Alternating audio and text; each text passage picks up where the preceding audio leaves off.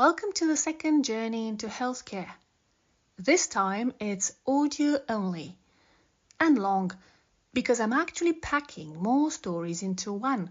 So get some tea and get comfortable, or hop in the car or on the bus or into your trainers and off we go. Previously, I mentioned sharing a story about my experience as a patient, and I will, but not in isolation. You will hear it as I told it to Adela, a former student and client from Romania, now a doctor in England, a collaborator and a friend, whom I helped prepare for the OET exam, which is like a medical IELTS designed specifically for healthcare professionals. And because I'm a big fan of painter René Magritte, who liked to frame frames with more frames, I will frame this conversation with not 2, but 3 more extracts from equally real, unscripted conversations I've had recently with Mihaela, a doctor from the Republic of Moldova, Martina, a nurse originally from Ukraine, and Diana, another Romanian doctor. We discuss the realities of ethics education in medical school and doctor-patient communication, including my own most recent doctor appointment for a routine checkup, the one I promised, and where the OET Speaking subtest fits into all that, with its criteria that reward relationship building, understanding and incorporating the patient's perspective, using open questions to gather information, and so on. Those of you who know me would say I can talk a lot, but this time I'm mostly listening.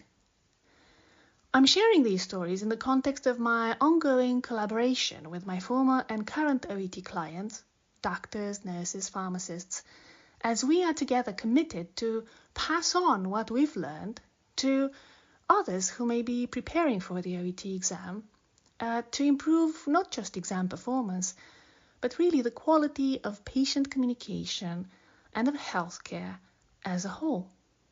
So if you're a clinician or still a student, if you're from Eastern Europe, if you're preparing for the OET exam or just intrigued by it, this one is for you. Shani, Mihaela, Martina, and Juliana, this one is for you too. Now, you may hear bits that don't make sense, and that's okay. There's plenty in there, I think, to invite useful reflection and healthy debate. And if you make it to the end, I'll have a research challenge on the impact of routine checkups and screenings done without paying much attention to patients and their stories. Ready?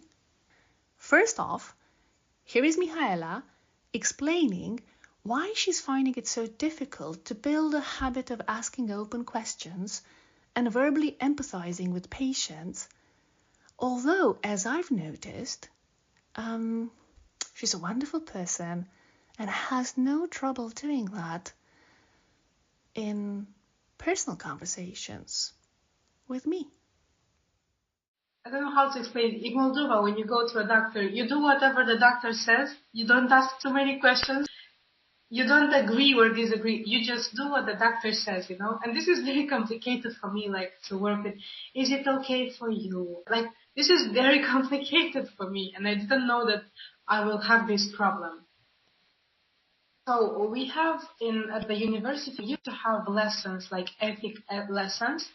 And they used to teach us like how to talk with the patient, how to maintain relationship between colleagues.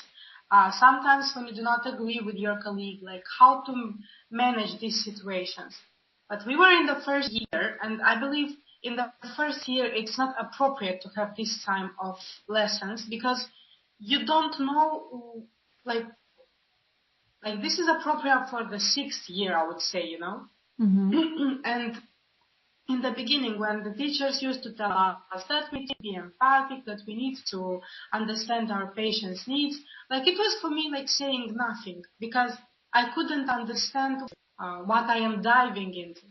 But after that, when you understand what the diagnosis means, what happens, like if the person is going to die, what type of question this person is going to have, then you understand all that. You cannot go to the person and say, sorry, you have cancer, you're going to die. Like learning the first year, so Yeah. this is strange. And you have just lessons on this subject like a few months, let's say half a year. And it's combined with ethics with something like Psychology? History of it's like history of ethics, and it's not relevant. For example, I don't need to know when the ethics as an option began to be explained in a university and began to be studied. Like I don't need to know that. I need to understand what these ethics mean. In practice. Yeah, it comes alive in what you say and how you say it. Yeah. When we were doing our practice in the last year of university, like every time you see a patient, you don't address the patient's situation with empathy. You just say him, okay, do that, drink that, take these pills, and that's it. Like there is no empathy at all, like it's fine. I will find the time to share with you what Adela, who now works in Nottingham, told me last week about her experience now on the other side. Yeah?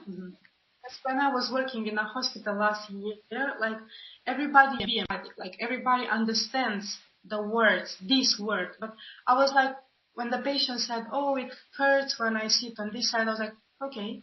I was like this, and I didn't know what to do with that. Like when somebody explained me that you need to help the patient to move him or to help him with some things that he needs, it doesn't matter what. I was like, okay, and like, this is the point, and okay, and like this is really interesting for me. Like this is really important for me, I say. But when a patient is, yes, of course it is important what he feels, but I'm not there like to like a Moldovan mentality, I think. And like post-Soviet Union, I believe it's like my father has this type of mentality, my mother, my all known doctors, friends, and everybody has this type of mentality. When you are genuinely curious in your personal, how do you feel? How do you feel? Not how do you, I can tell you, being at the receiving end, I feel great. I love it. Yeah? But how do you feel? I'm feeling interested in a person's needs and emotions and situation, let's say. Like I'm like I want to know more what's happening in a person's life. It's like I'm helping with words. I know that I can be close to that person by being genuinely interested in his life. Like, yeah. And when you do that with me, it feels so good. Yeah, but this is a situation where, like, when Why you feel not? bad, I will ask you directly, like, what do you feel? Is the pain sharp? Really bad? Is it like, I will ask straight away the questions that I will need to know. I will not start like, how are you feeling? Are you emotionally well? Are you, like, I need to know in order to help you feel better, like faster. You're like a mechanic. Yeah, maybe something like that. Like, because I know that when I am feeling bad, I hate the pain. Yes. And when somebody is come to my office, I would like to make them get rid of that pain first of all. And maybe after chat, when he comes for a follow-up, we're going to chat and we'll be like, oh, how are you feeling today? Well, you're going to get follow-up tomorrow. I need to get used to all of this, and I understand that it's really important. Don't believe me. Believe Adela. She's just doing it. She's doing what you want to do. Now, before we listen to Adela, let's hear from Martina. Martina is a nurse originally from Ukraine and she has lived in England for some years. Here we were brainstorming different alternatives to the very generic and dry I understand your concerns, or the very minimal okay. So yesterday we worked on language such as, I imagine that I can hear, I can see, I can hear from your voice, da da da da. Yeah. I imagine that, but only because it's our like nature and our culture. We just move on, rather than here. English people, they just, if they heard something, they just concentrate on that on that topic, and before they kind of work out everything related to that situation, they never move on. They never. And I think that's the hardest part, to be fair. So yes, there are some cultural differences here to know, to first become aware of that what you're doing is not just you, it's the world you come from and that you come with, in a sense, into this different cultural space. Now, Diana knows all about having to adjust. She completed her medical education and her residency in Romania before preparing and sitting in the OET exam, registering with the GMC, and securing a position as a rheumatologist in England. So this is what she said when I asked her what about her preparation for the OET exam she found most challenging. I think the speaking scenarios here and there, because I was not really understanding what they wanted from me. Now, because I'm more used to it day by day, it's a different story. But then at the beginning, I found that it was a little bit different. Now that you're speaking to patients on the ground, the speaking criteria from the OET are starting to make... Yes, to make a lot of sense. A lot of sense. A lot of sense, yes. But when I was doing it, per se... It was like cringy role play situation. Yeah, why do I need to apologize?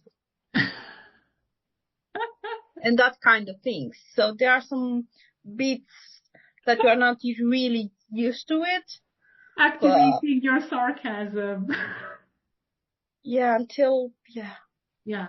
And that was kind of difficult for me, for my personality. But right now, I'm seeing things extremely different. Last but definitely not least, Adela, who completed her medical education in Romania and started her career in England after passing her OET exam and registering with the GMC. This is also where you will hear about my latest doctor's appointment, about which I have more things to say than I said at the time in my conversation with Adela. And I did notice that patients also, whenever they come in hospital, because they're alone and they're in hospital and nobody wants to be in hospital, I don't want to be there and I'm paid to be there, they want to talk with somebody. And they want to talk, I don't know, about they haven't slept last night.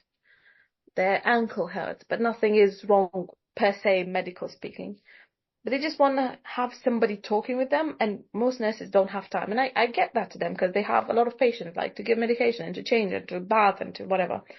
And if I do have a couple of minutes free, I do listen. I mean, yeah, what's wrong? Oh, this and this and this. And my wife didn't come. And, oh, maybe they'll come today or tomorrow. Don't worry. We'll give them a call if they're not back there tomorrow and stuff like that. So I believe that the emotional state of the patient also helps in him getting better. So, yeah, speaking is about listening, honestly. Everybody can. Yes, absolutely. That's such a big shift for some of our doctors here to understand. It's a huge mental leap. The plastic surgeon, when she started with OET speaking practice, she couldn't for the life of her get the point of open questions about the patient's subjective. Like, she was thinking like, Yeah, definitely. I'm like, and one way I'm like happy I didn't record that because she come across as a like heartless woman. But her merit is that she grudgingly, in disbelief, yeah, so not believing, she did say, okay, I'll do it. Yeah, no, you have to integrate. I don't see why I should. Makes no sense. I'll do it. I'll do it. Okay, a couple of weeks later, she's a star among certain patients. Yeah, definitely. Yeah, and she did the 180. And I met with her before Christmas, after Christmas. After Christmas. She was saying that now she has some students coming in. Some patients are like live in the burns unit for months and months and months. Yeah. Some patients who got burned by trying to save a neighbor's baby, for example. Yeah, yeah. And she was explaining to the students, come on, I know you don't know how to treat this person medically, but talk to them. They're bored out of their wits, and it will make them feel so much better to listen to their story. She's become an advocate of OET speaking. Yeah, no, honestly, on the ground. Yeah. Whenever I started the speaking, no.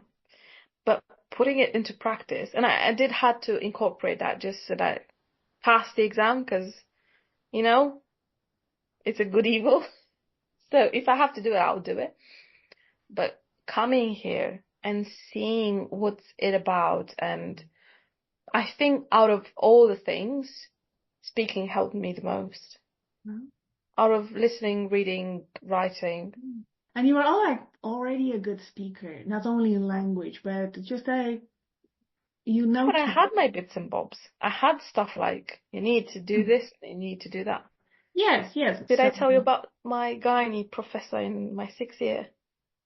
So we did the classes, you and me, with the speaking and everything, and you said, look, you need to introduce yourself to the patient. You need to be more kind. You need to, be open to them. And that stuck with me, of course. And in my first semester, I did obs and gynae in the 6th year. And I had my speaking exam with obs and gynae. And I was like, okay, let's move to it. I didn't care about the grade. I was like, let's pass it. I want to be done with it. I want to, get on to it with it. And I went to the to my professor, and he said, look, take this patient, get a history from me, see what's wrong. And he stood there next to me. I went to the patient and just said, hello, my name is Adela. I'm one of the medical students. Is it okay if we have a chat? In that moment, my professor stopped me and said, you passed. You go. I don't know where that patient was. I don't know why she was in hospital. I have not, literally, it stopped in that moment. Me. Now I remember it. You did tell me.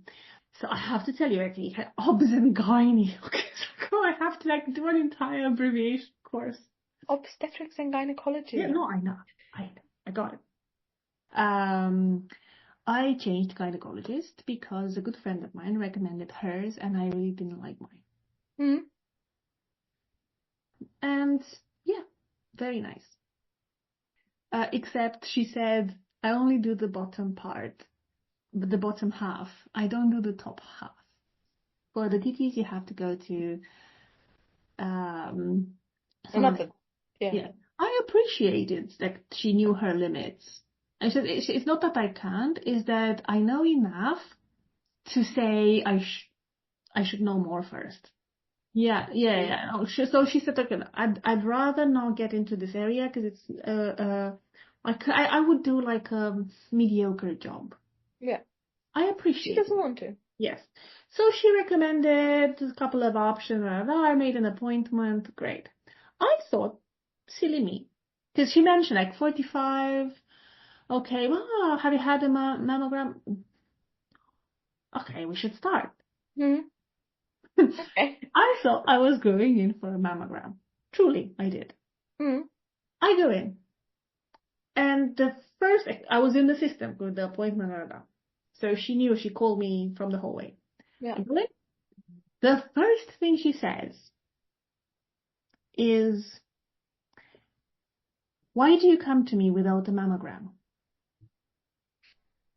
Dar de ce veniți la mine fără mamografie? Oh, Like, she's that's like okay. scolding me. I was like, oh, I thought we were gonna have one. No, you first have a mammogram and then you come and see me. This is, I'm doing a different sort of investigation, blah, blah, blah, blah. No, see, this here would Okay. be raise a concern, would be escalated to a supervisor, would be dated. No. Be complained. Yeah, we're not finished. Let me, please assess the situation. Okay, we get over it. She explains to me that I should have had a mammogram Mm-hmm. first. Mm-hmm. And now, next, come to see her for the ultrasound, breast ultrasound. Mm-hmm. Okay. Good. I sit down, eventually, and she starts to explore. Sarcin? Mama? No, that was a friendly tone. Sarcin? Mama? So not even closed questions, single word questions. I was supposed to guess the verb too. I honestly, it left me speechless. When she said like, Mama, I said I dared because I was already scared. I dared. I dared respond. I felt like an impertinent brat or a child. I said, "Is there a question in there that should I understand what the question is?" Mm. Yeah, I don't know. I don't know how skilled she was at the ultrasound that she gave me, but I am not seeing this person again. Fair enough. As you should. Yeah, no, but that was the conversation. So once again, what would have been the process? I would have gone out and went to the reception to file a complaint. Yeah. Okay. No, because I don't even know. I mean, I know the medical system in Romania is nothing strange to me, although I haven't worked in it. But during med school, we did a lot of hours in hospital, and I do know the reality. Yeah, that was in a private clinic. Yeah, the app is still waiting for feedback. You can give it. Yeah, maybe I should. I give her like a crappy score. But first, I'll get that mammogram first. I cannot even think about not being the way I am now. I mean, don't get me wrong. There are some times where I avoid talking with patients, just like chibbity, this sort of things. No, because you don't have to all the time in the world. But not having the empathy, not smiling, not doing stuff nice for the patient.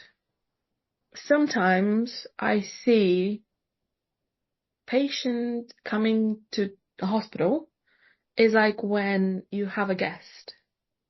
So they come into your house because you called them or you didn't, but maybe there's a friend in need or there's somebody that's coming to your house and you know you have to get them inside and maybe put a blanket on them and maybe give a tea and stuff like that.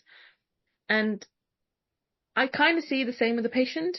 So they come into a hospital because they need it or because they were appointed to come into a hospital. And we have to get them with our best service because they're the guests. They're here in need. They're not here because they want to. They're not here because they like it. That's lovely. Thank you. If I struggle breathing, I'll hop on a flight and show up with tea bags. You know which kind?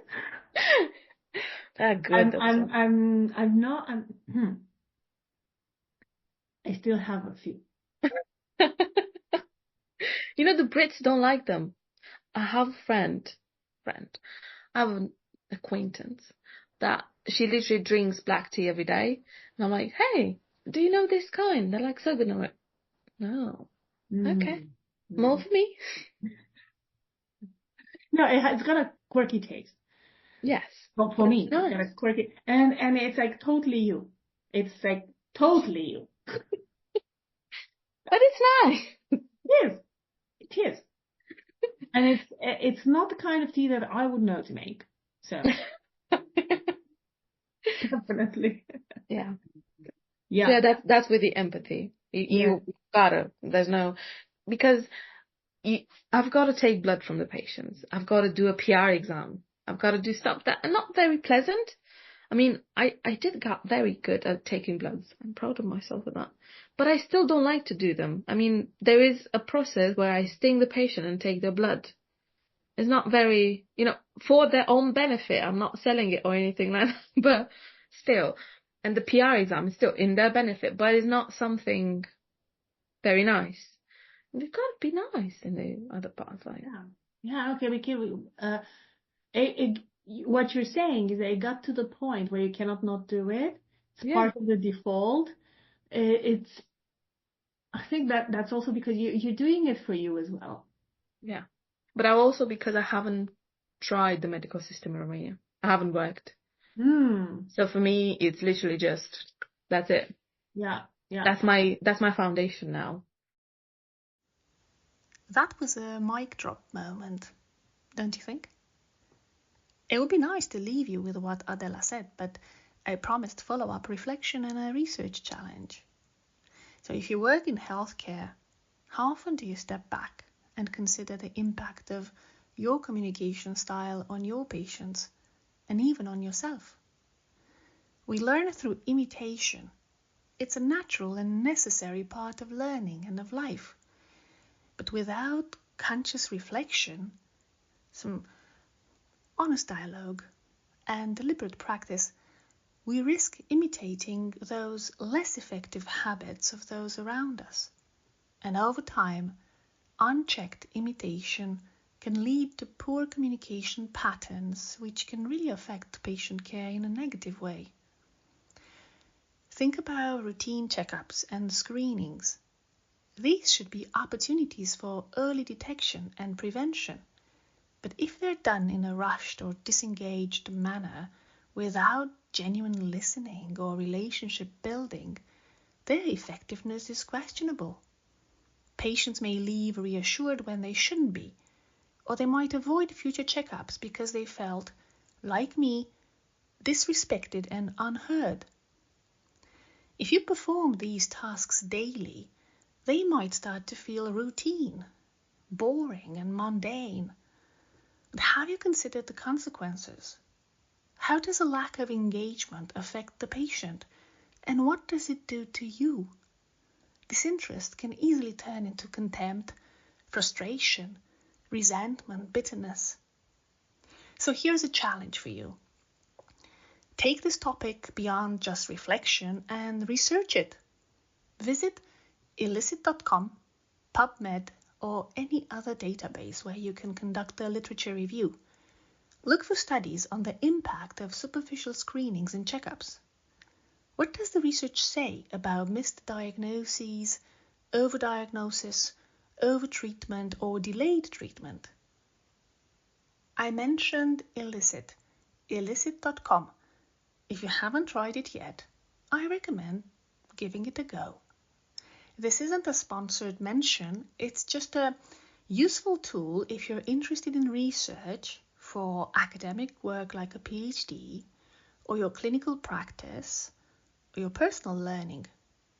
Let me know what you think as a result of what you heard and what you found. What's your experience with patient communication, routine checkups, and exams like the OET?